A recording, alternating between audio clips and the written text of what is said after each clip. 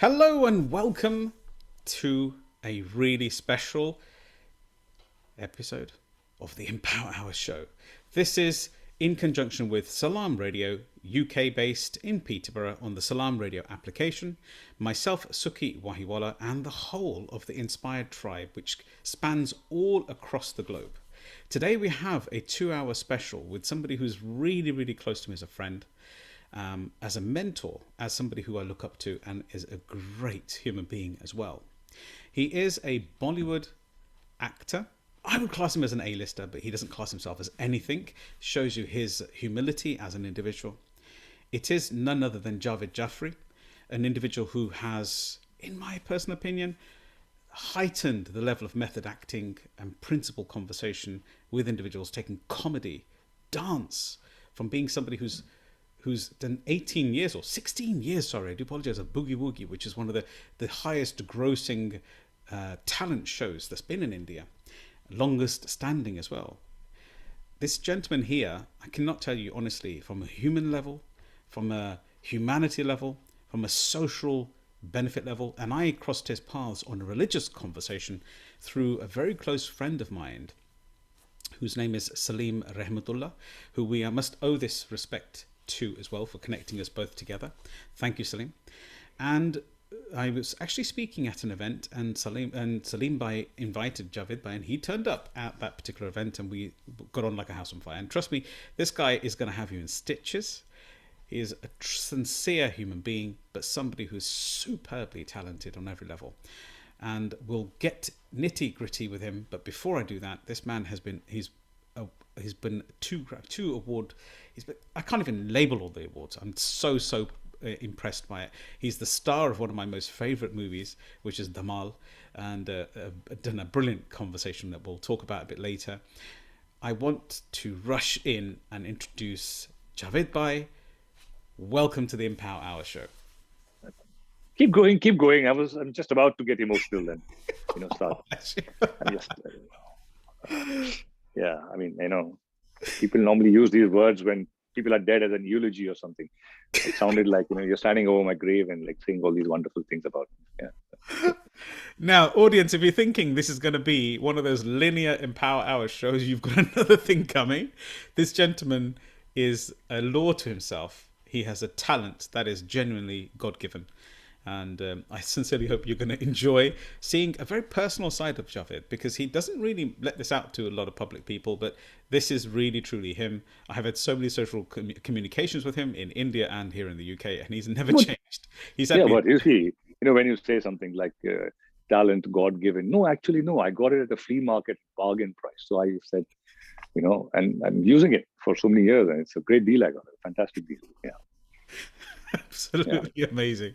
So, Jaaved Bhai, I'm going to bring you into a little bit of a conversation now. I'm going to talk a bit about significant memories, if I may. And the key here is I just want to talk a little bit about that the audience understand who you are as a human being, as a person, and what your upbringing was like. Where were you born? You were born in Kashmir, and your dad also. No, I wasn't born in Kashmir. I was born in Mumbai. Mumbai. Okay, sorry, I do apologize. Yeah. And so your dad was obviously a legendary person as well, who's known as Jagdeep. Obviously, that wasn't his real name, but stage name. But please, if you can just share some light, that'd be wonderful. So his real name was Ishtiaq Ahmed Jaaferi, Sayyid Ishtiaq Ahmed Jaaferi, and he was born in a small town called Datia, which is in Madhya Pradesh, which is central India. Mm-hmm. And at the age of 7 or 8, he went to Karachi, which was it wasn't a divided country then. And when the partition happened, so while there was a whole Hindu-Muslim exodus happening across the borders and this whole bloodshed happening. So when the Muslims are going over that side, here is this 8-year-old boy with his mother crossing over this side. So there's a whole, he never mentioned it more than probably once or twice. He never harped on what he saw and the effect and impact it had on his mind, seeing all that as a child. But then when he came back, he came from a very good family, a very respected family, and they were reasonably well-to-do. But after the partition, everything was lost, and he was on the streets of Mumbai with his mother, and life started totally from scratch. And whatever he could manage to make an honest living, he did. Selling soap, having no money for 2-3 days, going without food, walking for miles because he can't afford the train. So all that happened, and then movies came just by accident because they were looking for children who could speak well. And of course, he was brought up in a very Urdu-based atmosphere, so his language was pretty good. And so he, my question my father asked was, "How much will it pay me?" At the age of 9. So because that's what it was all about. They were going without food, they were going without a roof over their head. So for him, it was finally, how much is it paying? So they said 3 rupees or something. So he said, yeah, okay, I'm in, great. So now when he was on the set and they required somebody to say some further dialogue, which are more intricate in Urdu and requiring a certain skill in the language. And he was a 9-year-old child, and he asked the kid who was next to him, he said, like, what happens if you do this? He's saying, well, instead of 3 rupees, you get 6. He said, yeah, I can do it. Yeah, sure, anytime. So that's the beginning of his career. It was a film called Afsana, which was Mr. B.R. Chopra, who's a very, very senior man, whose brother today, Mr. Yash Chopra, and his son, Aditya Chopra, and all the films YRF makes. And the beginning was Mr. B.R. Chopra. And so it was his first film, Mr. B.R. Chopra's first film as a producer, and my dad's first film as an actor. And then it went on, and he became this very prolific child actor who was so natural in his acting. I mean, I'm amazed today because of YouTube, and you can watch things which are 70 years old. And if I watch his films from 1951, which is 70 years old, and I see the performance of this child who's like from 9, 10, and 12, he was so mature in his performance. It was so real at that point when everybody was talking, like the whole style of acting was different. But when kids were like, "Bapu, Bapu, bataye maane kya kaha?" And then he was like very chill, very cool. Yeah, we got to do this. Chaliye, the whole acting, whether it's Mr. Gurudat, Mr. Bimal Roy, he's all great filmmaker, Mr. K. Asif, and so that's where his journey was. And he went through. He became a hero at the age of 18. He was launched by the biggest cinema production houses at that age, and from there, he got married at an early age. He had us at an early age. Probably he was about 23 when he had me. Okay. And then when we were growing up, of course, we had the luxuries. I mean, he kept the luxuries very limited. He didn't want us to be pampered to that extent. So it was pretty real, like a normal middle class family. And I think that I owe that to him because the way it has shaped me as a human being, going to a school which was such a normal school with these children, right from a skyscraper to a slum. So we were all on the same bench. And that was the beauty of that school. And today's kids don't get that because there's so much of economic disparity in schools that they've been marginalized and sectionalized. Okay, this is the fee structure of this school. And so, in my time, that was brilliant. So I owe that, and there was, I think, Mr. Roberto Benigni, when he won the Oscar for Life is Beautiful. And in his speech, he said, I would like to thank my mother and father for the biggest gift they could give me, poverty. So, that sentence it remained with me, that the gift of poverty. And because once you grow and you understand poverty, you understand situations, human beings, you understand so many things. And there's compassion and there's an understanding. So I think that for me was a very important phase when I grew up in a school with children on the same bench with a skyscraper, a doctor's son, and somebody who's working in the railways, living in a slum. So yeah, that was amazing. So yeah, I mean, there's some lovely conversations there. And if I can just reiterate a couple of them, if I can, and then we'll talk a little bit about how your father. I'm sorry, I forgot to say hello, everybody. A big salam and a big namaste and good evening to everybody watching. Thank you for tuning in, and I hope we can keep you. I won't say entertained, but what would be the right word? You're the words, Smith. It was, man. Keep you focused and keep some balance in your life by the end of it. And hopefully add something to it. There's no words of wisdom kind of stuff. No, it can hold your attention. Yes, keep you focused, keep you attended. That's enough. That's Yes, good enough for yes, us all, huh? yes, yes. Words of wisdom there, without a doubt. So, if I could just hark back a second before we go on to talking a little bit about how it was like to be around somebody like your dad, Jagdeep, who was this To be or not to be. Yes. That is the question, right? And we're going to find a lot of this, by the way, guys. We do know each other. We've been around with each other for a lot of time. And I was really touched by what Jaaved Bhai said right at the start. Sukhi, I haven't come here for the promotion. I've come here for you, and which was very important for me, and it's something really nice. No, no, that's not. I said I haven't come here for the numbers. I've come for you. Yeah. So it doesn't depend if there are 3 or 300,000. Doesn't matter. Very much so. I'm talking to a friend, and yeah, that's good enough for me. Thank you very much for that. And so, just a couple of questions, if I can. If I could go back a second, you said that poverty being a part of your journey and gave you poverty, or that was the conversation.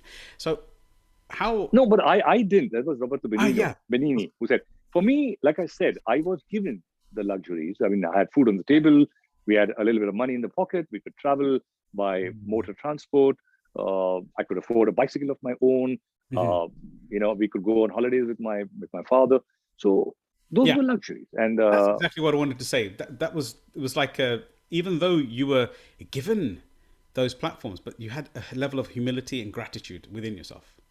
Yeah, but that was taught by my by my father and my mother, because they both came from very, very humble backgrounds and a lot of strife. So we understood that, even though we didn't go it firsthand, but that secondhand knowledge, which was imparted to us, made a lot of difference in our thinking and our foundation. Wow, that's just wonderful. And can I just ask another question, if you don't mind, with reference to your dad, Jagdeep? Did he ever, and I'm going to ask you the same question for yourself, and multifaceted, do you take Bollywood or acting home? What was it like to live with a man like that? Because I'll just to give you a call, because for me, he had such a prolific environment when I watched Sholay, when I watched things like Kurbani, and those core factors within there. There was like, for me, he just harked connection for me. And this is about you this evening, but I'm just wanted to honor your dad because, sadly we lost him late last year. And for that, I'll be forever indebted to what he's offered you as an individual and the Bollywood industry as a whole. Yes, he gave a lot of himself. And like I said, it's not always about the money. He loved what he did. He loved making people laugh and smile. And he believed in that very strongly. He's saying, I'm not here for the scribes or the critics, who may say, oh, this is loud. He say, I don't care. If those people who I am catering to, they're happy, I'm happy. So, and there's such a deep answer there, because for modern society, young kids, just to think about that and saying, we're interested, what you just said, to that one person or two people that I'm actually speaking to, that's all I'm really interested in. That's so beautiful to hear. Yeah. Can I just hark back? What was it like? Did he bring Bollywood home? No, it was called Bollywood. In fact, there was very little of Bollywood home. Only sometimes when it coincided that our summer vacations were on, and he was shooting somewhere in so-called out of city, like in Kashmir or Mahabaleshwar or South India or Mysore or whatever. So if it coincided, then we used to travel with him for our vacations. And that was not very often. It was reasonably often. But yes, we did travel with him. And he made time for us on that. Yeah. That was you're leading to a beautiful question I was going to ask you, that how was he like as a human being, as a dad, personally? For example, on stage, he's very extroverted energy. He's so in character, such great method of understanding. I mean, those key nuances of his voice that were always there, that little funny, jokey sort of nuance of his voice. But if you look at his earlier movies, which you said were Yesh's start, he was not like that. He was much more linear in his delivery. Yes. What was he like as a person, as a human being? He was a very, he had a lot of depth, and I used to make a joke. I said, well, your name is Jagdeep. It's a very deep jug. You got to scuba dive in to reach the bottom. He was actually very, very, there are a lot of depth and wisdom and what life had taught him, not so much through books, but what he learned from life. And I think that wisdom which comes from life sometimes may uh, overpower the knowledge of books sometimes, because you have read life, you have read, So I think that's what he did, and he passed on. And he also read. He was not highly educated, but he was fond of reading, but mostly uh, Urdu literature and poetry, and he did that. And he was fun, but he was not this comedian guy at home. That, yeah. Yeah. So he was like, yes, he was a father. He was not solemn, but he wasn't bringing his characters home. And did you ever have those moments when you asked him, for example, you watched his movies, right? So when you saw him in, let's say, Kurbani, which is an iconic movie, when he says, "I am the champ," right? So these sort of iconic languages and lyrics, were they ever enacted, ever? Did you ever ask him about his character roles, or did you get in there? No, to you? No, I just, we used to see the movies, come back home, and, he never asked us, what did you think or something. It was just, we enjoyed what he did. And it just, once we grew up, then it was more like a critical approach that, why did you do this? This didn't look very nice. Because I remember at one point, which I mentioned earlier, there was a scribe, a critic who wrote, "Oh, loud comedy, Jagdeep, etc., etc." And then I told him, I said, like, why do you do this? So he had a shooting the next day, and he said, "Okay, here's the scene which I'm supposed to shoot tomorrow." And it is rare to get at that point. They didn't get scene. They used to get the scene on the set and say, "Okay, now just do something." So he said, like, I got this, and he said, "Read this." So it was 4 pages, and it was not very funny. So I said, "What do you think when I'm on the set and they hand me these 4 pages and they say, and I say, like, it's not very funny, saying, anybody, you can do something. You're the great comedian." What can you do? You have to be within the parameters of the scene. So he's saying, then I have to resort to some kind of physicality. So that whole all that stuff. And he's saying, I am catering to that rickshawala. I'm catering to that farmer. I'm catering to that middle class, lower middle class Indian who's not very educated. So I don't want to go. I want to see what he enjoys. He enjoys this slightly loud comedy. Fine. So he said, that's my audience. I don't care about these scribes who are sitting in these skyscrapers on the 20th floor and never been out on the outskirts of Mumbai. And what do they know about what India is? India is a huge country, and the disparity and the people. He's saying he's traveled and he's been on the streets, so he knows. So, and these are the people, they knew India. They knew it was within themselves. They had their own censors, they had their own lines, they had rules. I can't cross this, I can't offend this. They knew it. You don't need censors or guidance. Yes. Got it. That's so beautiful to hear. So how can I ask a question just to yourself now, if I can just move forward a little bit to kind of your own journey? If you move forward, then I don't know, you might be too close to the camera, but yeah, this is fine. You can stay there. Yeah. So if we move forward to your journey as an individual, now I grew up watching you, would you believe, as a villain, as well as not much of a joker, but the dancer, the hero. Yeah.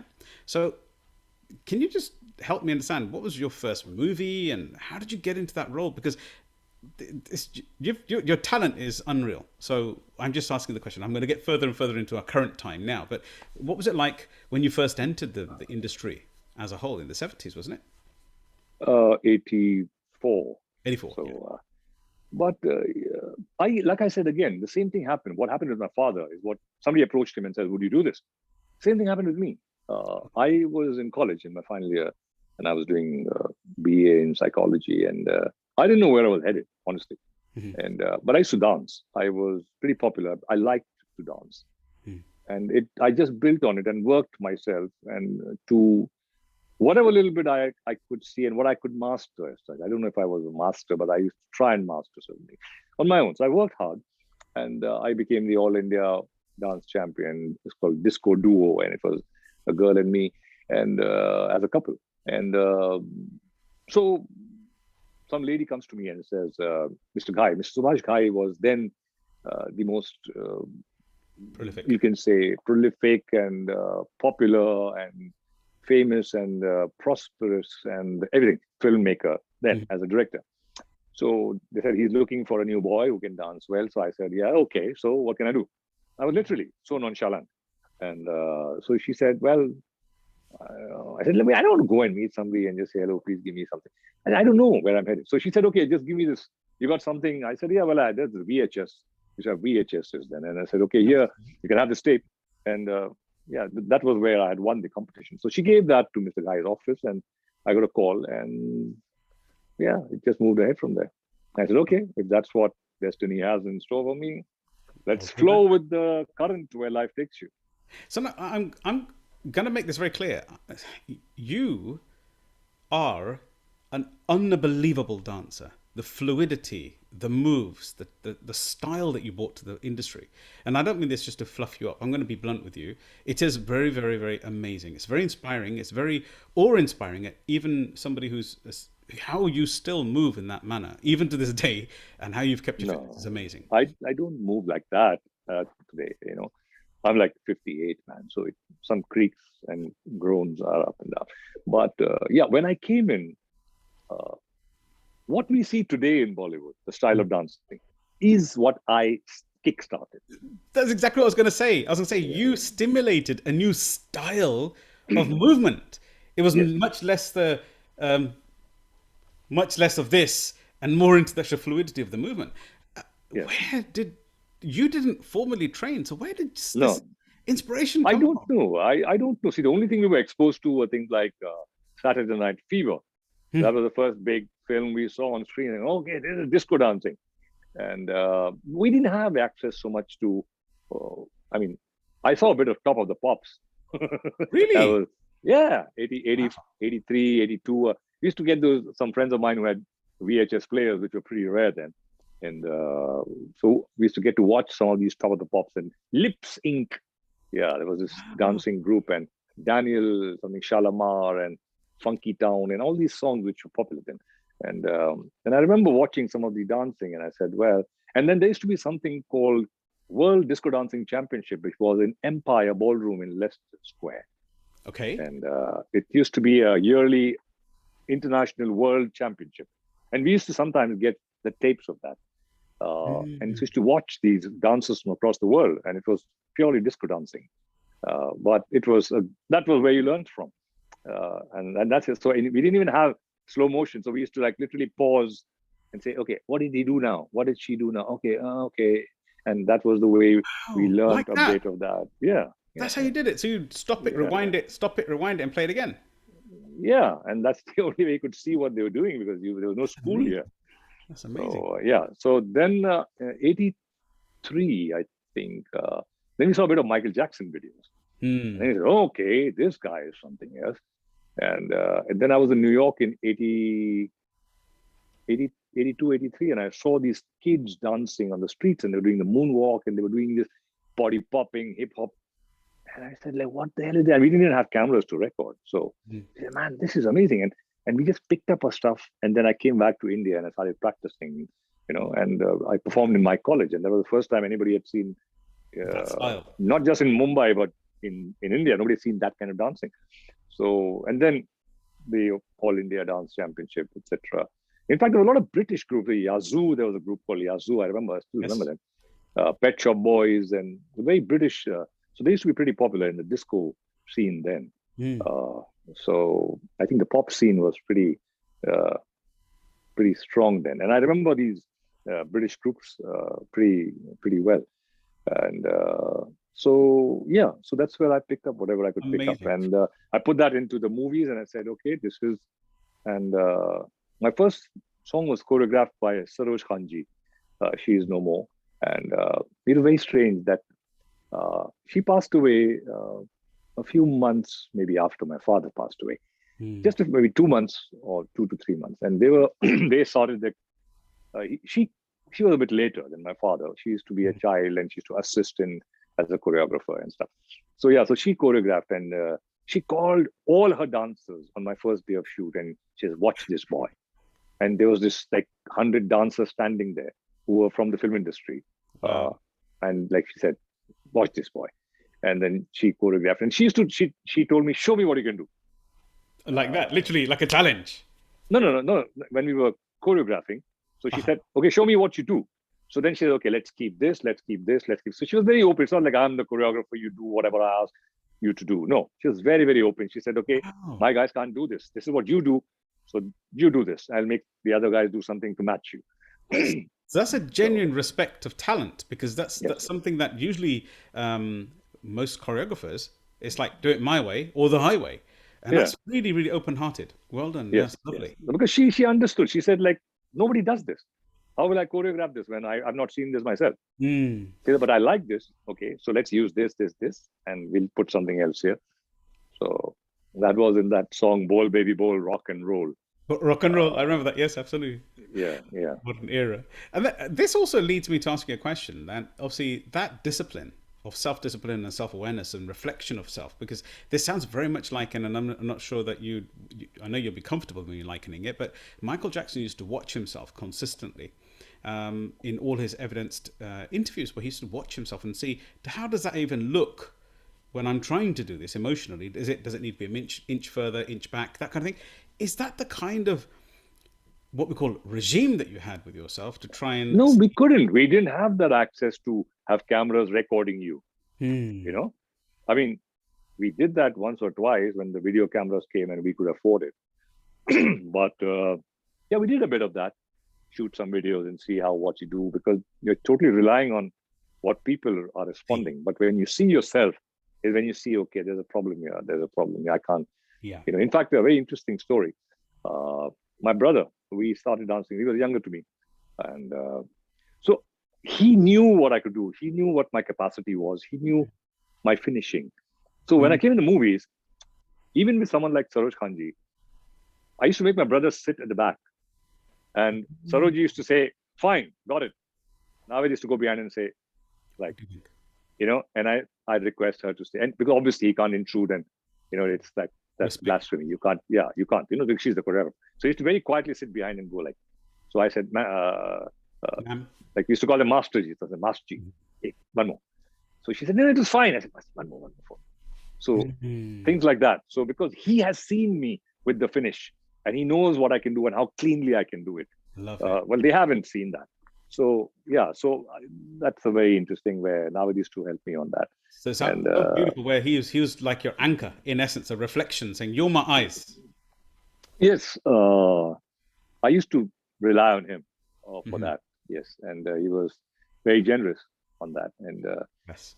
giving his time, and you know, so yeah, I think that was a very interesting aspect of the dance, and so yeah, so the dance, like I said, that's all we could do. We could not do it like Michael Jackson. Okay, you watch every move and see your recordings, and that's what even players do when they play a game, football. They watch those tapes, and the boxers do when they watch their boxing matches.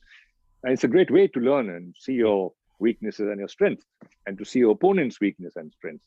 But it didn't happen like that with me. So I had to just rely on myself or a bit on Navid. And then whatever you saw on screen that's it. But now you have monitors, you do a take, you can come back and watch and say, how can we do one more? Didn't like it. Take it again. Yeah. So what I wanted to point out to everybody here in the audience is actually life it's not been a bed of roses. You have to have the element of excellence within yourself, self-reflection, and the ability to remove your ego to actually evolve your thinking. And that's exactly what you're seeing here tonight with but because you're talking about dance, and there was a very lovely saying, I don't know who said it, and I remember this quote, our destiny is not determined by the shoes we wear, but by the steps we take. And and I used to say that, and I really, because as a dancer the steps connect, and it's like an analogy, but it's not. If everybody's still there, 1 second. So I don't know who said it, but this, like I said, our destiny is not determined by the shoes we wear, but by the steps we take. And I think, it's really, I don't know who said it, but I just found it wonderful. And then I expanded on that, and what I see nowadays, people, it's not about who you know. No, today the situation has become it's about who you know and not what you know. Yes. And it's about, I remember recall. It's not about who you know, but what you know. And uh, Yeah. yeah, So I suppose you're saying, in essence, once upon a time, it was about what you knew, your skill and your art, and then nowadays it's probably moving towards who you know more so than the art and the skill, huh? it's about what you have. No, sorry. So the whole thing was, it's not about today. It's about what you have and not what you know. Mm. And it's what you have. Oh, you have a car. Oh, that's success.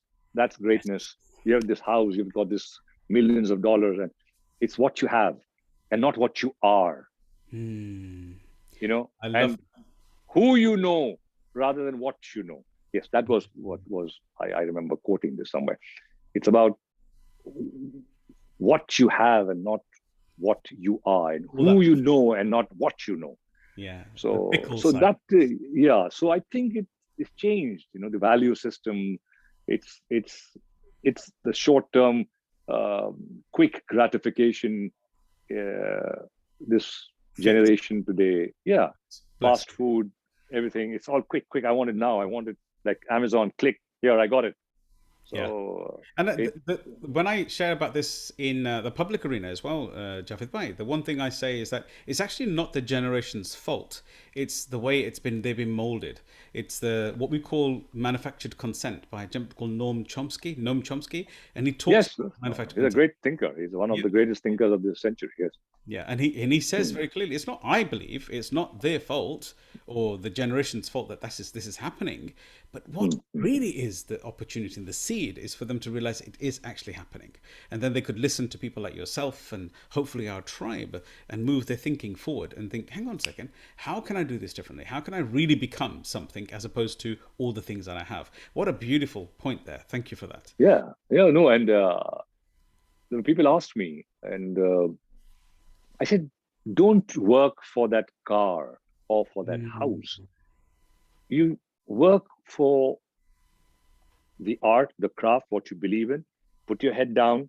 Put your what's the saying? Nose to the grind. What's it? Elbow to the grind. What's it? Uh, Yeah, what's that's right. the Elbow to the grind. That's fine. Yeah. Yeah? So it's that, and you just keep your head down. And I kept doing that, and I gave my 100%, and I was doing it, and basically giving everything to my craft. And then one day I lifted my head up and I said, "Oh, I can afford this car. Okay, I can buy it. Fine." Mm. Then I kept doing what I was doing, put my head down, just kept on doing what I was doing.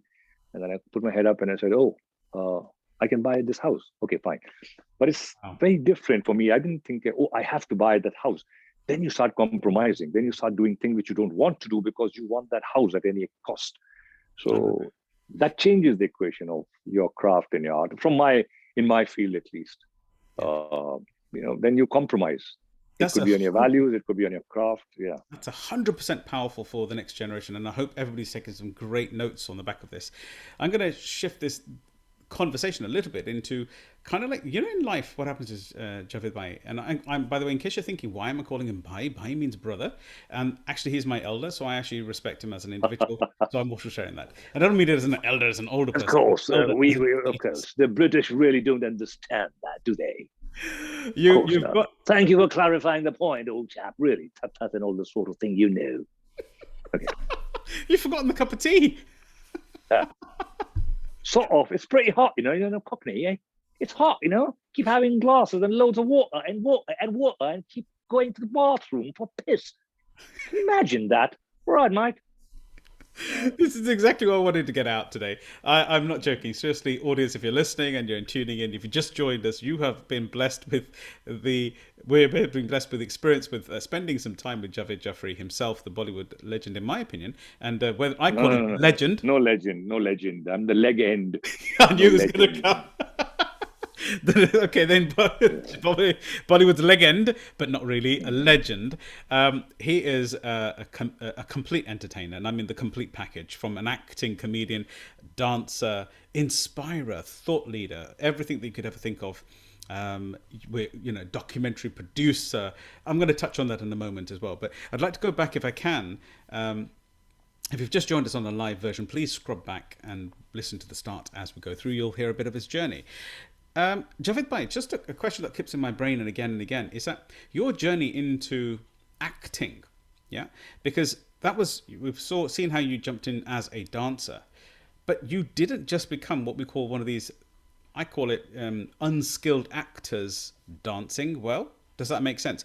You brought a new energy to the acting of this industry as well, and you've played such diverse roles from lead individuals all the way through to dark characters of being a villain, but then also bringing a jovialness into the villain and a villain that dances. You know, how can you bring this to the marketplace? I mean, please tell us a little bit about what that journey was like. No, that particular film, Mary Jung. I mean, obviously it was Mr. Subhash Ghai's perception and his view, and he wrote, and Mr. Javed Akhtar, obviously, actually Mr. Javed Akhtar, he wrote the script, and this character was written in the script, and that I want a very normal boy. I don't want the typical villain of the 80s who went, "Come on, darling." So it wasn't that. So he said, "I want a very cool college-going boy who dances well, who's like a snake, and he hypnotizes you with his movements, and then can bite you and has poison." This was Mr. Javed Akhtar's explanation to me of what the character is. Right. So he said, "It's a cool guy, but a cool guy is, is dangerous." Got it. So that was the movie called Meri Jaan, by the way. I'm just saying, but it's Meri Jung. Meri Jung. So you want to watch this film. So how do you get yourself into character? Because it's just a couple of tips. There might be somebody watching this who wants to amplify their acting career, and why not ask somebody who I classify as one of the best method actors in this industry currently today? I don't know. I don't even call myself method actor. I've not learned acting. It just came to me. Probably somewhere something got passed on genetically through my father, and it was there, and I just built on it. And I get into under the skin of the character. I try to become that character. But it's not only about. It's about. You see, there's a syntax of how you speak. So everything has a syntax. It's like everybody speaks differently. Like we said, the Cockney. All right, that might pretty good, eh? So there's a way of speaking. So every character, if you choose a character, you work on a syntax of his speech pattern, and then it's also about how you what you wear, how you walk, for that matter. Everybody walks differently, and it's so subtle you don't realize it, but it changes the personality just to walk. And then there's outward appearances like your mustache, a beard, whatever. But those are minimal. But what's how your behavior pattern or how your hands move. So I try to do that in my own little way, whatever I can do. That's what I've learned from observing, watching. My biggest teachers were people who I watched and I admired as far as their acting prowess is concerned.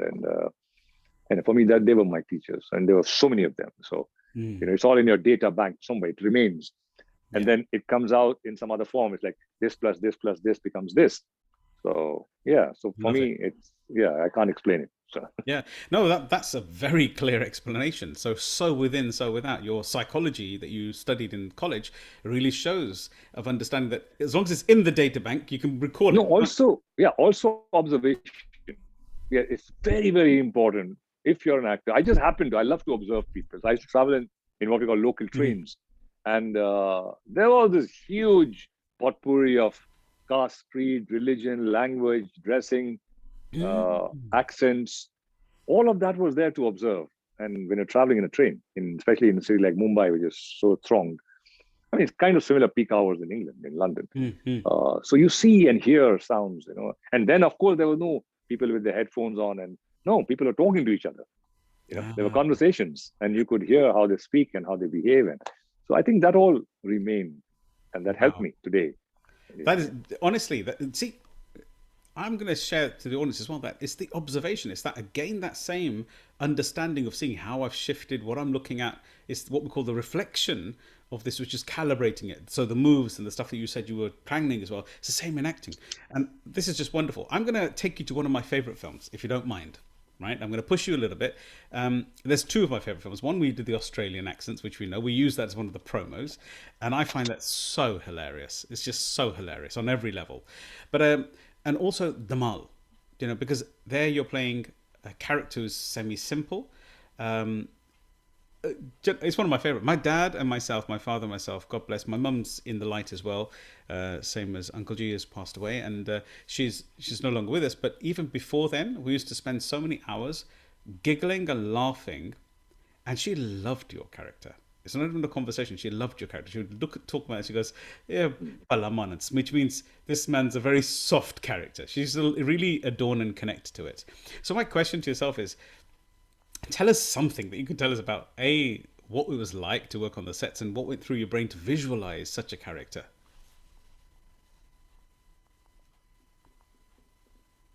You're speaking about Dhamal. There are drops. You're having dropouts here in conversation in audio. So I don't know. Maybe there's a problem in the line or whatever. But we'll try to. We keep it going. Dhamal. Yeah. Dhamal. Okay. So it's very interesting because the director, when he met me and we had a few meetings, and then one day he looks at me and he says, "Javed, yaar, tu to bahut smart lagta hai," which means, oh, you are a very smart looking guy. So I looked at him knowingly and I said, "Don't worry, we'll work on that." Then one day he looks at me and says, "Yaar, teri awaaz to bahut achhi hai. You've got a very good voice." So I said, "Don't worry, we'll handle that." So when I started thinking of the character, I said, how can I make this character diminutive, make him weak, make him like not as strong as the other three who are with me? Yeah. So I said, okay. So I worked out the dungarees look, with a polo neck T-shirt and dungarees with very kiddish stickers on it. Mm-hmm. And I said, let's keep that. My posture I changed. I left my height and I slouched. The reference was Laurel of Laurel and Hardy.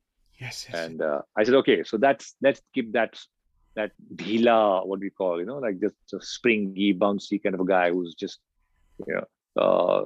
and then the voice. I said, let's break the bass and make it and give him a lisp. So, wow, Adi, you're so smart. Wow. So I just changed the voice and the lisp. So it just added, so it just gave the innocence, it gave, Wow. So I think all that combined. So it was working. It wasn't something that just was very easy, but it was made to look so simple. And there's a lot of work which went into it, but I didn't strive for it. It just, I don't know. I'm kind of blessed. God has blessed me. Some things I have to, if it doesn't come, it doesn't come. But this one, I just put things together and I made this character then, and then the director told me he was very nervous on the first day of shoot, and when we shot the first scene, which was with the pizza and all that stuff. That's and right. He said, yes, and he said, "He got it. We've got the character." So he said, "Well, this is it. That's it. You got it." To me, it was a genius bit of work, because now you've just likened it. I never realized this, Jaaved Bhai, about the scratchy head, the laurel hunched down. That's so correct. Now I'm visualizing the character again. It's absolutely correct. One of my but again, the speech was not Laurel. No, the so it was just the body language. When you went through, there was a scene. There's plenty of scenes when you kind of cried in that when you didn't understand the scene after the pizza scene. Yes, you go to see the lady who's going to give you some money. He's crying with a lisp. Yeah. So it was like That's so amazing. And one more thing I was going to ask you is there were a lot of punchlines in this, right, which really kind of like connected to the adults more than the kids, even though it was a childlike innocence that was delivered. Right. Such as the silly things like repeating things back and saying things in odd ways that were very unique. Right. Was that something that you had to improvise on the moment, or was it something you'd really? No, when we started shooting, it was a very well written script, and the director was pretty because we have to keep it within a time frame that the scene can't be too long, it can't drag, it shouldn't get boring, it should be bang, bang, bang. So we are 4 of us, so everybody should be divided right. So I remain within my character, they remain within their characters, and so when we used to, certain things came through improv, and so I think about 20% would be, say, certain things happened improv. Like we're running to get the motorcycle, and he goes and sits on the motorcycle, and I'm still coming, and he says, "Adi, sit," and I sit on the ground right there. you know. And then he looks at me saying, "Sit in the bike." It's like the carriage bike sidecar. Was it improvised? Sidecar, yeah. And Oh, then right. when I sit in the sidecar and he's obviously driving the bike, riding the bike, and I'm sitting in the sidecar, and I say, "Where's my handle? How will I drive?" So this was all improvised. Wow. This is such for me to listen to it as a genuine hard fan. I'm not joking, seriously. I love this particular movie. I love the scene. Yeah, good fun. They are very good Yeah, fun. They're so yeah. great. And even the funniest things when it's just so funny. I mean, the whole incidents, everything one after the other is layered. Now, in the same field and same token, did you ever find that you had a role? Because I just want to dig deep a little bit about you as an individual. Did you ever find a role that you found was challenging, that you really had to dig deep and find? And how did you get yourself out of that shift? No, but see, we think a funny character is not something you have to dig deep down or go into, which is wrong. I mean, like I mentioned, Dhamal, I had to go in. Salam Namaste, I had to go in, actually work Mm. out how this character will walk, how will he talk, this whole getting into the bad English zone. That Mm. wasn't in the original. It was written normal. And then I put in the bad English, where the goes. I don't trust the Indians. When in the Rome, do the Romans. So, you know, so I think all these kind of things just came, and there was a lot of improv there. There, the director gave me much more leeway Aha. to get into that. So, Salam Namaste is a great example of the director giving you a lot of room to say, let's see where this can go. You know, Mm. See, that was what I was going to say, because that was the rift that I found was a lot of those sort of things were very adult in their theme, even though we've got a young audience, it would go above their head. no, but it was adult. But like you said, when in the Rome, do the Romans. It was adult, but just on the Not so. border, and the people. Yeah, I mean, like लातों के भूत बातों से नहीं मानते, ghost of the kicks not listening to the talks. So like for example, like when she says, where's the husbands, and she says, the husband, I said, the Nick, that's his name, Nick. Or she said, oh, the Nick, uh, he's sleeping. I said, oh, wife working, husband jerking. So the point was, it's a very thin line, and you don't cross it, but you get the gist. It's funny, But and not this vulgar. guy, he thinks, but he himself doesn't know what is the meaning Mm. of that. Yeah. So he's a That's jerk. So he's a that's the jerk. So he's jerking. yes. That's the amazing part of it, because it's a fine line but not vulgar. It's just beautiful. It's on the edge. It keeps you on the edge. This Yeah. this this is what I'm trying to share. It was so wonderful with all these improvisations. So a question that comes to mind again, if you don't mind, at this particular point is, in your mind, in your version of your world, you've done so much diversity over there. What sort of role or which film movie was one of your favorites, and Oh, why?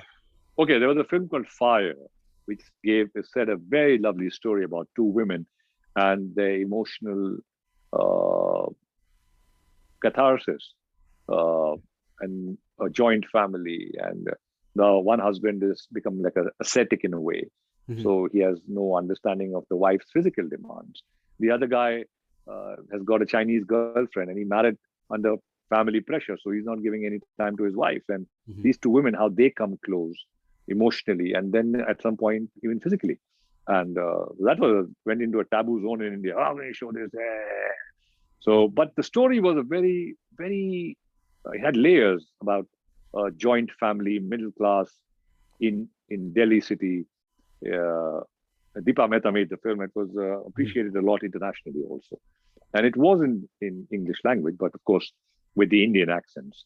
Hmm. And so that was something I liked. I liked a film called Oh Darling Yeah India, which was more like a street theater uh, kind of a mood of the film. It was amazing. It was the way it was narrated in verse. A lot of it was no in it was like a lot of the dialogue went into songs, and a lot of Hmm. scenes were into translated into songs. So I liked that as a film. Then I did a film called Jajantram Mamantram, which was like Gulliver's Travels. So it was a take on that Okay. with little people, and I played the big guy. And so for its time, it was in 2002 or three. Uh, it was the special effects were really kind of groundbreaking for an Indian film, For an Indian movie, yes. and yeah, and it still is remembered by the children we were still kids on the streets, and they go, oh, Aditya, Jamunda. So that was there. Then I did a film called Boom, which didn't run. It's a crazy film with Mr. Amitabh Bachchan, Jackie Shroff, Gulshan Grover, Katrina Kaif's first film, Padma. And I remember that with yeah. yourself playing a very specific character, Jackie Shroff, and then Amitabh with white hair, right? Right. That's the one. So yeah, so I mean, I think it was a crazy film. I think it was a bit before its time, and for me, it was one of my best performances, which I remember. I put in a lot into that character. Also, again, I became somebody else totally. And so these are the films I remember. Shaurya, which is a great film, based on A Few Good Men, I think. And but it tackled the Kashmir problem, and so it was very well done. Good set of actors: Rahul Bose, there was KK Menon, and Deepak Dobriyal. I think it was a very good cast and well done film. I enjoyed it. It didn't do too well, but I liked the film. So like I said, it's not about doing well; it's what you have liked. It's not about success so much. That success is, there's a lot of parameters which sometimes box office, how it's released, whatever.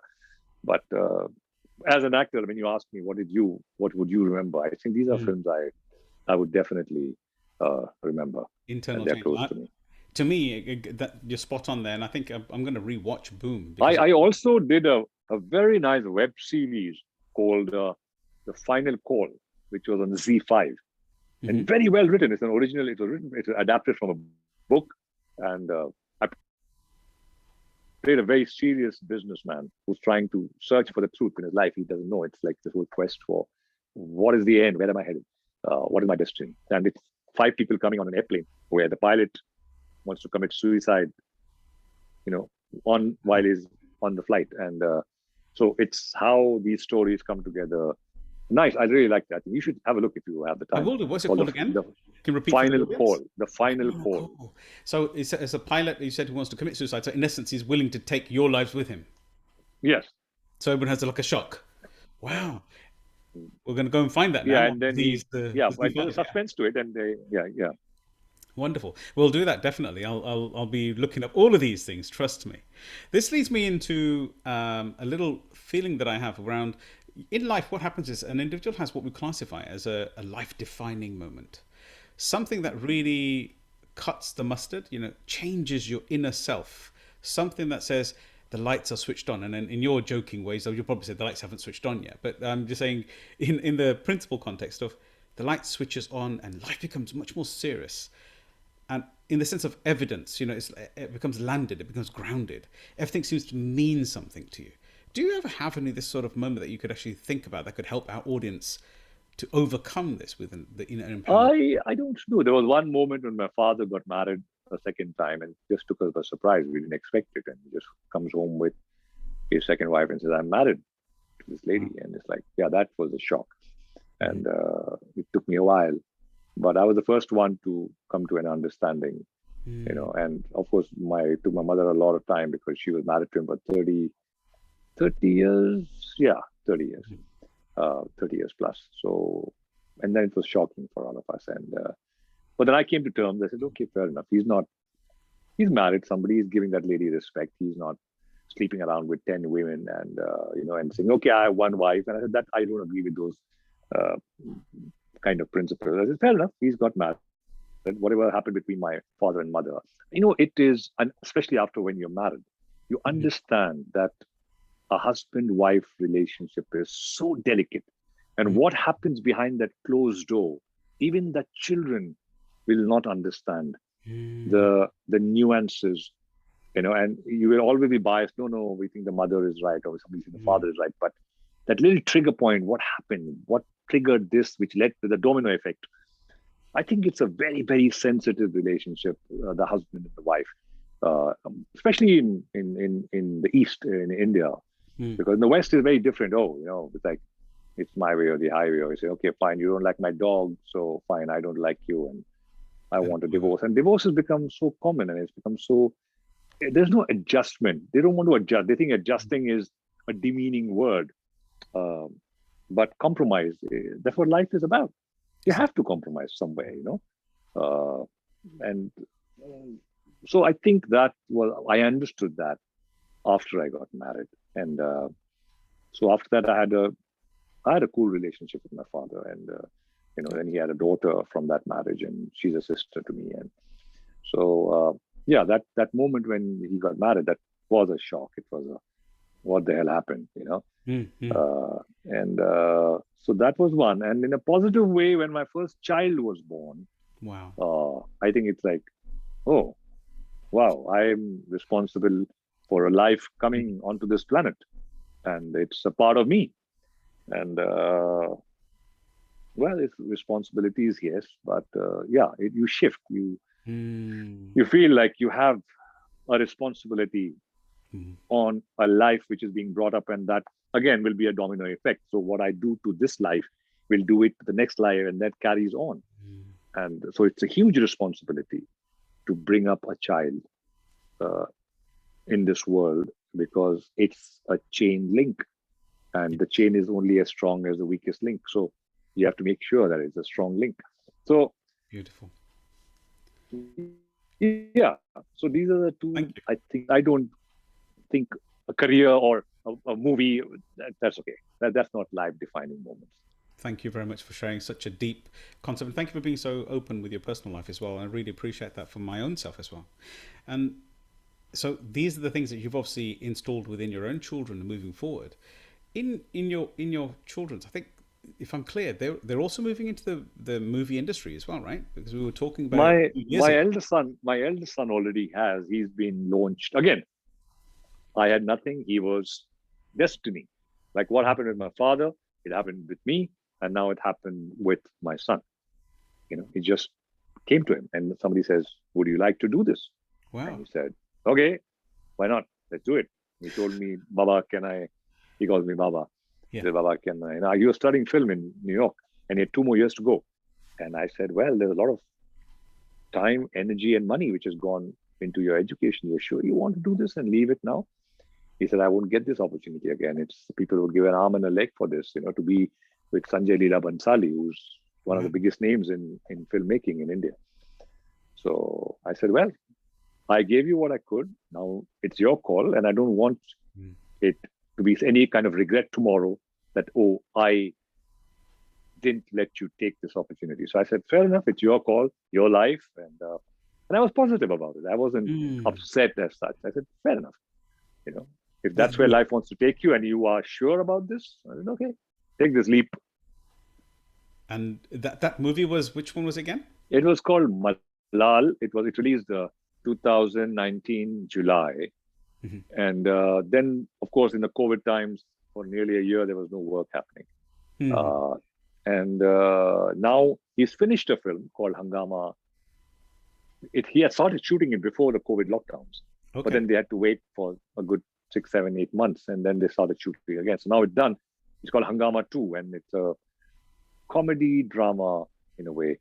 And so that's there. He's got some very good offers coming up. He signed up with Sanjay Leela Bhansali for 4 years for 4 films.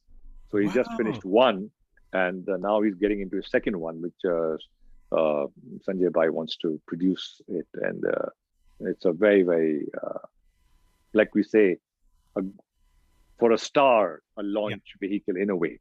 Because the first film he did was a very real zone. He played this chawl boy, beard, long hair. So his looks didn't come across. He played this kind of a, not gangster, but this local good for nothing boy. Yeah, good for nothing local boy who's rough, and how this girl changes his perspective of life. And she's coming from a very good family, and they have to now come and live in a chawl because they've lost their finances and their fortunes. So they have to come from a well-to-do lifestyle into a small chawl. But she still gets, she brings her character to that chawl, and her wisdom, and how she looks at life, and how it changes the boy. And lovely story. It didn't do too well, but he did a good job. For me, that's important. That's the most important thing. He felt like the same thing, the ethics that you shared, where you don't go for the outward shiny bits. It's about, did I feel good? Did I deliver my 100%? That best is best scenario. Wonderful. I always tell my children, I said, I'm not interested in the marks. Did you work? Did you give your 100%? I'm fine. You get maybe a C. You get me a D, I'm fine. That's good. I As long as you no know you kid did. is. Yeah, you don't go after your kids. I want A's and B's. I mean, like, don't do that. Don't push. If they have it in them, fine. If they don't, and whatever the capacity is, they're doing the best. And for me, that's more important. Doing your best. I love that. Beautiful message. So Beautiful message. And your son's first movie was called again, just a remind for everybody to hear? it's called Malal. Bilal. And then No, Malal. It's a M. Malal. Malal. Okay, great. Yes. So we'll search that as well. Malal means it means regret. Yeah, Malal. Hanji, sorry. Apologies, I didn't translate that. No. And the second one, which is Hangama 2. Hangama 2. Yeah. And then the third one, which is coming? No, that we are just waiting. There are 3-4 more which are going to start shooting now. Soon. So I don't want to speak about it. No, of course not. That's fine. And your son's name, so everybody can follow him? His name is Mizan. Mizan. And amazingly, Mizan means balance, equilibrium. Wow. So must be that in his character as well, as a human being, right? So, well, I hope so in his life. I hope so, yes. I think he's reasonably balanced. He's young, he's 26. And so, yeah. Lovely. And the question that I would like to ask you is specifically, because you're in a high demand, every time I've contacted you, this has taken weeks, if not months, to set this call up for ourselves for the Empower Hour today. Even when I had the arrangement last week... That's because you said you can't pay me. And I said, well, okay, fine. When you can pay me, you let me know. So, obviously. I love it. Humor is amazing. Nudge, nudge, wink, wink. Right. But as I said, you're still very much in the working zone and you're still very much involved. And last time I spoke to you about 2 years back about this, you said, Sukhi, I've got to go to America. I've got some stuff going on. And it was around 2019. So it was around the similar sort of time when you were working, where you said Mizan was over there. My question to yourself is, how has this sad time of COVID lockdown and COVID era, this pandemic across the globe, affected the Bollywood industry per se when it comes to actually getting the job done and into the actual acting elements of shots? Looks, you see two sides of it. You see one side which is just interested in the business, and that's a lot of the world. A lot of the world are only interested in the business, the commercial. So for me, at the end of the day, everybody's thinking commercial. Yes, there are a lot of jobs which are relying on an industry, which is a huge industry. And a lot of people who are lower in the food chain or lower in the pyramid, they had to suffer quite a bit. But we tried to. There were some people. There were a lot of generous people. Good actor Salman Khan did a lot. Shah Rukh Khan did a lot. Akshay Kumar did a lot. A lot of people did a lot of things, and we, in our own small way, whatever we could do. So we did help our own fraternity people. And but yeah, that was a very, very sad stage where a lot of people, they didn't have food to eat. They didn't have food on the table, and that was agonizing. It was, it's like, what can I do? We could all have done much more. Yes. I just feel that it's just you can't justify that. And I could have done. People do that. People have sold their cars and given things to people. People have done that. So hats off, salute to them. And there are a lot of people who've done that. But but we all had our constraints. We could only do so much. As cash in hand was low, and so a lot of people went. Friends I knew who passed away due to COVID. My father didn't pass away due to COVID. He had prostate cancer. So, but a lot of other people I knew, friends, family friends who passed away due to COVID. And it was to see people not being able to bury their loved ones, be with them in the last moments. That's right. That was totally distressing. It was like, can you imagine your father, your mother, your child, your son, whoever, and you can't be with them. You're there in a hospital, and for 5-6 days, and they pass away, and they're packed in a plastic bag, and either cremated or buried somewhere with just two people putting them into a hole in the ground. So that was, and you realize somewhere, maybe it was an awakening for humanity that we have probably lost the balance somewhere. The balance between human beings.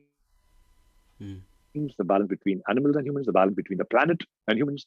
I think we woke up to a lot of that, and I hope that it stays with us. I do too. But I think we've gone back to square one, and it's I mean, what you saw, how the planet had changed. You actually saw blue skies, you saw animals coming out, you saw the ocean's color changing. You saw so many of those things, and you realize what we have done to this planet. And doing, and, and we are still doing that. So I hope we wake up. To me, it's an anthology within itself. It's such a beautiful act that you did when you're helping people as well. And we can always reflect back and say that we could have done more. I don't know. I mean, look, honestly speaking, how can you not? I mean, people today consider, oh, it's so wow. There's no wow. No. I mean, that's the way it is. You know, they are human beings, you know. Like in Islam, there is a personality called Hazrat Ali. Ali was the Prophet's successor and his son-in-law. And he said, I just lost it somewhere. I was going to say something, and I remembered something he had said with reference to So there are only two kinds of people. Either they are your brothers in faith, or they are your brothers in humanity. So when you look at that, you just understand that we are human beings. We have to take care of each other. Yes, also because we are in some ways controlling in some ways and manipulating the planet and the animals in some way, because obviously it's affecting what we do, whether it's the ozone layer or the shift or the food chain or, so I think, yes, we are, and we have to take some kind of responsibility. I love it. So hopefully, hopefully parts of it will stick. Such a lovely explanation. So there's something that I want to touch on, which is very close to my heart as well. So, there was I don't know who said it. I think it's a prayer. God grant me the serenity to accept the things I can't change, the courage to change the things I can, and the wisdom to know the difference. So I read it somewhere, and it was so beautiful that to accept the things that I cannot change. Wow. The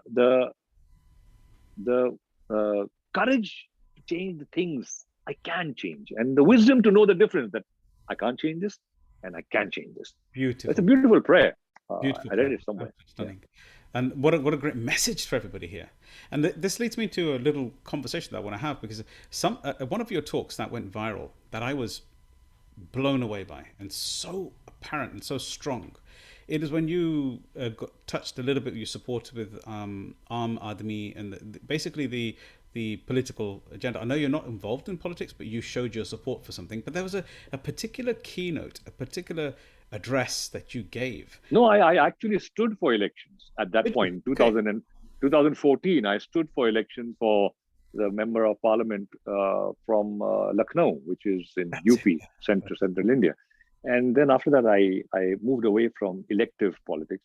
I still support them because, as I think Martin Luther King has said, he said, there may be times when we are powerless to prevent injustice, but there should never be a time when we fail to protest. So I think it means that's the whole point. Whatever, whether it's with a pen or with a little note on a tweet or with in your own way, raise your voice. It's like the story about Abraham and the little bird. So that's in the Bible, and it's also in the Quran. And when Abraham by Nimrod put this huge fire, which was probably maybe a kilometer in wood, and he was thrown by a catapult into the fire, and the fire was so strong that all the animals and birds were flying away from the heat, and there was this one little sparrow which was flying towards the fire, and the bigger bird says, "Where are you going? Your feathers you'll be burnt." And the little bird said, "I've got some water in my beak, and I'm going to see what I can do." And it says, "You think that water in your beak is going to do something to this fire?" And the little bird says, "When I die and I face my Lord, and when he says, 'What did you do when this injustice was being done against one of my messengers?' I can say that that's all I could do, and my beak could only hold that water, and that's what I did." So I think that's a beautiful message, and for me, it made it. I always remember that. I used to say it in my speech, my election, when I used to go campaigning, and I used to relate this incident that we have to speak against what is wrong. and it's your intention at the end of the day. And So yeah, so that was the I Aam Aadmi want you to Party. talk. This is so powerful, that is, and I want you to talk a little bit about what you actually said. But in a second, that the 10th Sikh Guru has also started Miri Piri, which means you have to be the soldier, the saint, but you also have to get involved in real life. So it means this is the political agenda, getting involved in creating that change. Don't stand on the sidewalk, as you just said, that I can say that I did my bit. Don't stand on the sidewalk and let atrocity happen, because to ignore the atrocity is in essence partaking in that atrocity within itself, and that's so beautiful. Yeah, like again, somebody, I think Imam Hussain, one of the leaders in Islam, the Prophet's grandson, he said that it's not the injustice of the tyrants, but the silence of the good people, and that is what basically brings injustice to the forefront. That don't sit on the fence, be very clear which side you're on. You shared this beautifully with Imam saying our heart goes out to one of the founders and involvements of individuals, somebody I follow myself as well. And your speech, would you mind just caretaking just a little bit of what you were sharing? Okay, so the context was that when I was a child, excuse me, when I was a child, I remember there was this dargah. Dargah is like a mausoleum. What would you call it? A mausoleum? Yeah. Oh. It's a mausoleum. It's basically it's a tomb. A tomb, which basically is a saint. Yeah. So there was one Haji Ali, which is in Mumbai, in the middle of the sea. It's on a small little island, and it's there in Mumbai. So I used to notice that the flowers which were used there were always these white lilies. And if you go to the Mahalakshmi Mandir, which is right next door, they used to use the gende ka phool. What do they call genda in the orange color? But it's an orange, yes. The orange flower which they use in the mandirs, and I think it's like a carnation. Kind of a carnation, but not exactly a carnation. Yeah. So I realized that these flowers are never exchanged. You will always find the white flowers in a Muslim mosque or in a tomb, and you will find the orange flowers. And I said, like, how can flowers be Hindu or Muslim? And it struck me then when I was a child. 13, 14. And then I came across something, and I adapted it, and I read it somewhere. Obviously, it was in Urdu, which went, Nafraton ka asar dekho, janwaron ka ho gaya batwara, gaay ho gaye Hindu aur bakra ho gaya Musalman bechara. So it's like, look at where hate has brought us. That even the animals have become divided. That the goat has become Muslim and the cow has become Hindu.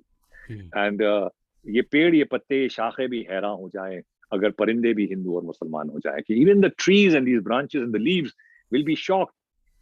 We won't know what to do if even the birds which come and sit on them become Hindus and Muslims. सूखे मेवे भी ये देख हैरान हो गए, न जाने कब खजूर, न जाने कब नारियल हिंदू और खजूर मुसलमान हो गए.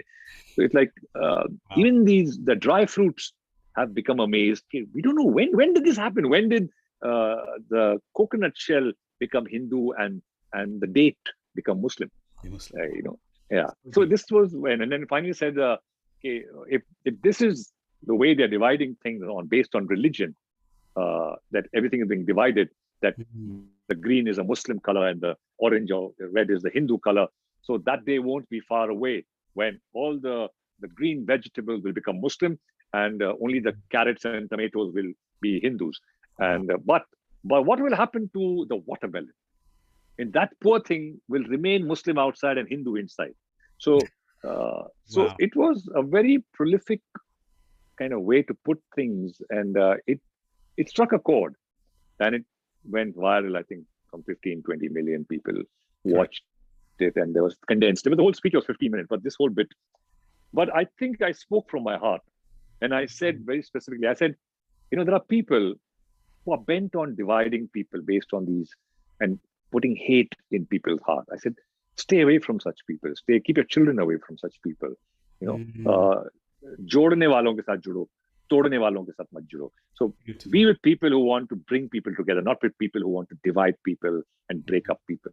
So I said, be with those people who want to bring people together, support them.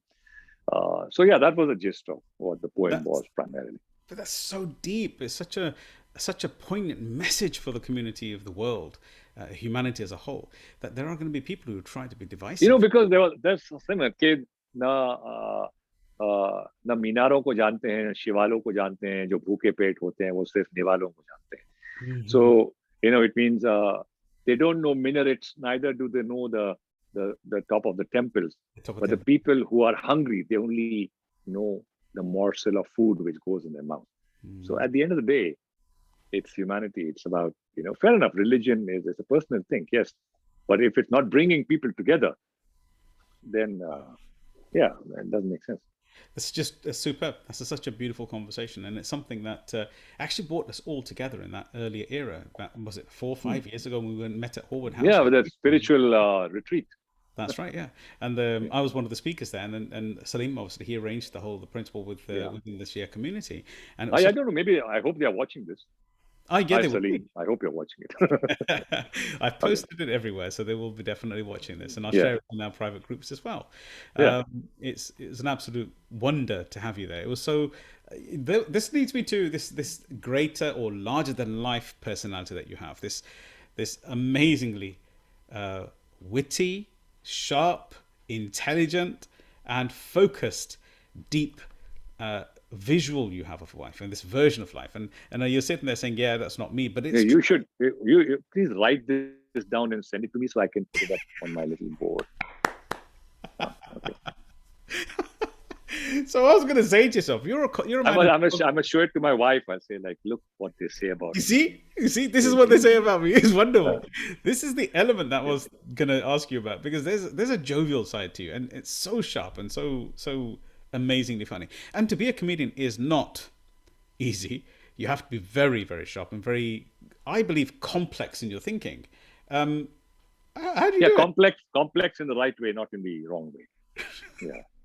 These are constants, I'm telling you. If ever you get the keep having B complex tablets. Yeah. If anybody here listening tonight hasn't spent some time or hasn't had the good fortune to spend some time with Jaaved Bhai, he's just honestly, he could keep you in stitches forever.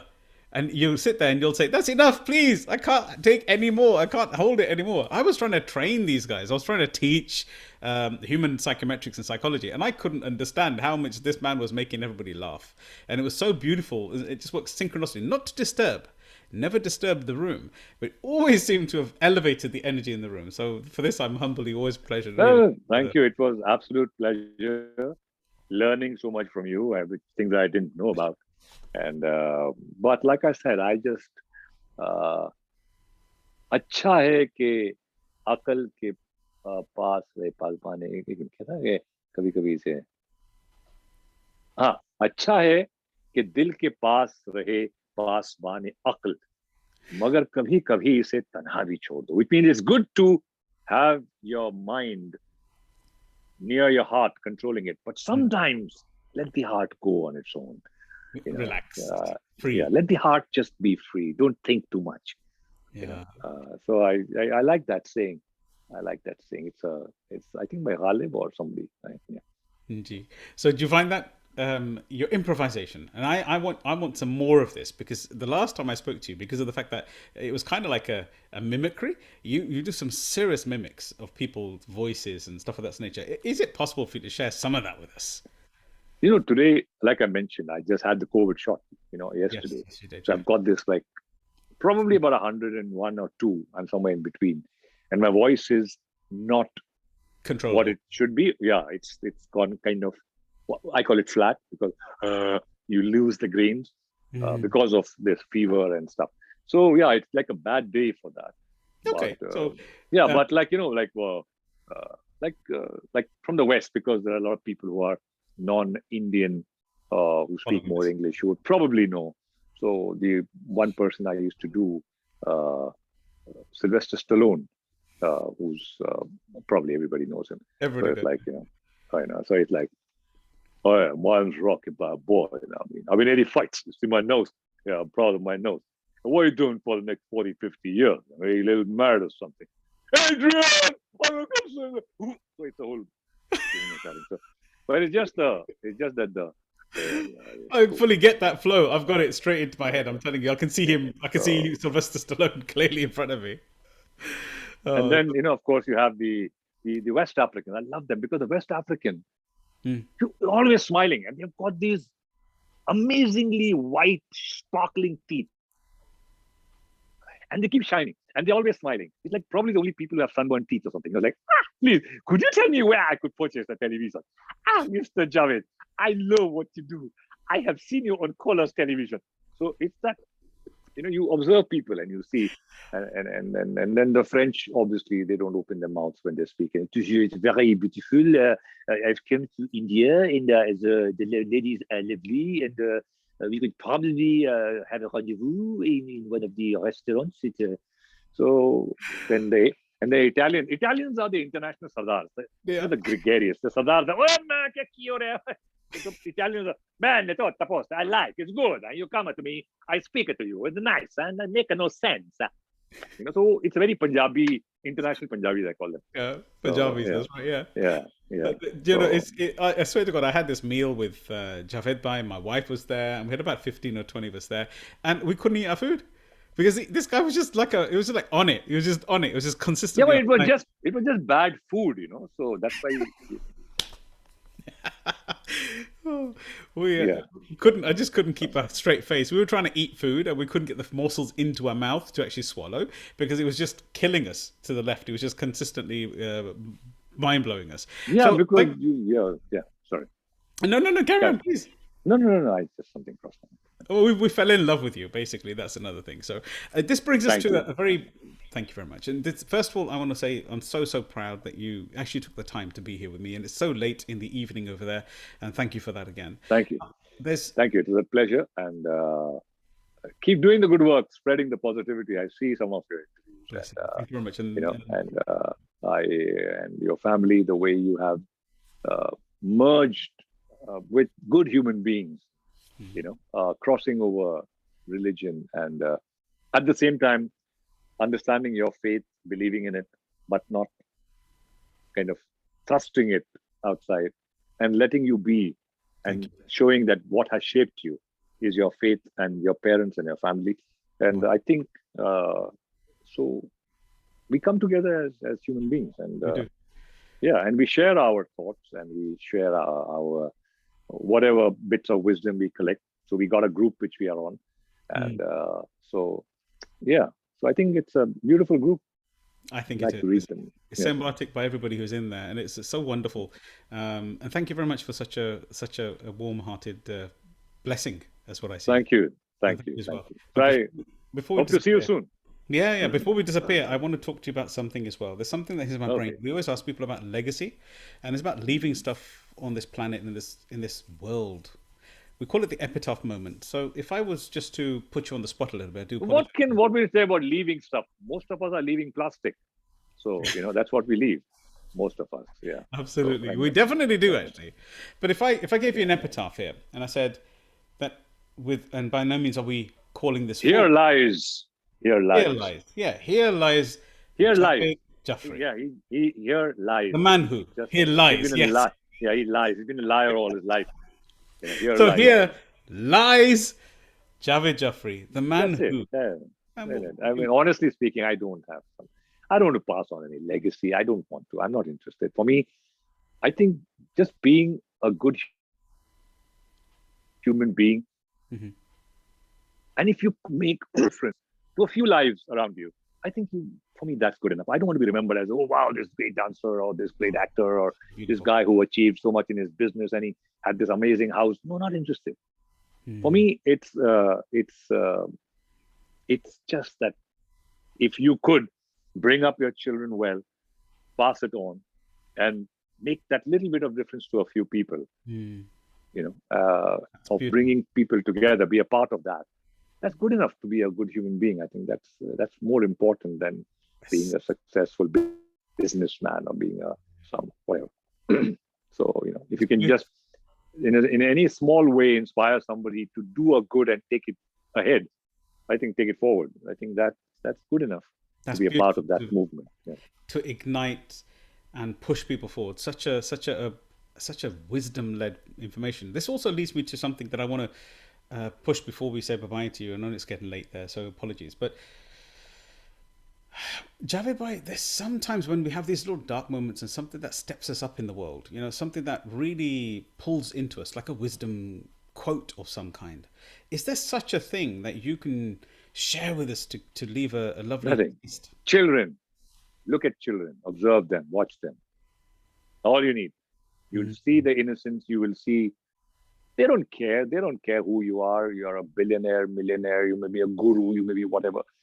And it's just that when you watch these children and you see that we are losing our innocence somewhere, and we have to have that innocence inside you somewhere. That child has to stay alive.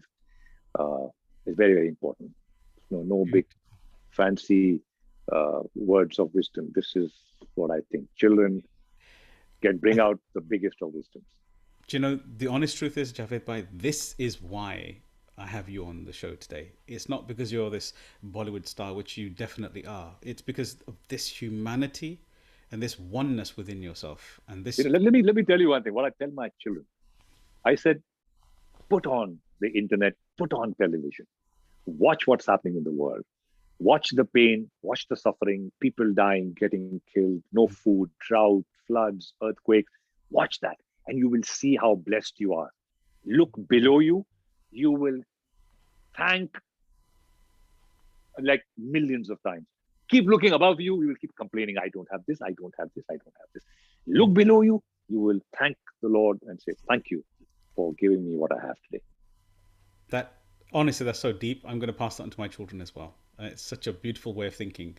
Do you know what? It's unbelievable how nature has its own ways as well. Because even I was speaking to an optician the other day, and he said that, the muscles in your eyes are only designed to look downwards. They're not actually designed for upwards. When you look upwards, it strains the muscle. So you can't keep that up for long.